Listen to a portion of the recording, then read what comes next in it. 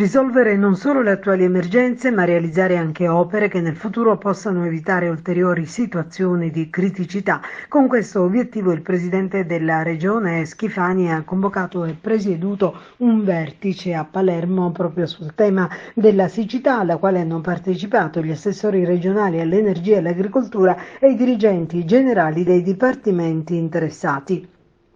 Ho voluto fare il punto, dice, con tutti gli uffici coinvolti per conoscere l'attuale situazione degli invasi e lo stato di attuazione degli interventi finanziati e da finanziare, oltre alla ricerca di nuovi pozzi in tutta la Sicilia, stimolando i sindaci a farlo e all'uso di autobotti dove servono, ma dobbiamo evitare che l'acqua si disperda, oltre ovviamente ai grandi interventi strutturali la cui attuazione è nel medio e lungo periodo. L'attuale previsione meteorologica ci dice che nel mese di ottobre non ci saranno molte piogge, per cui dobbiamo accelerare, dice, sugli interventi immediati per mitigare il più possibile gli effetti della carenza di acqua negli invasi. Nel corso del vertice è emerso che attualmente negli invasi siciliani ci sono circa 60 milioni di metri cubi d'acqua disponibili rispetto ai 300 milioni dello stesso periodo dello scorso anno. Per poter utilizzare anche i cosiddetti volumi morti,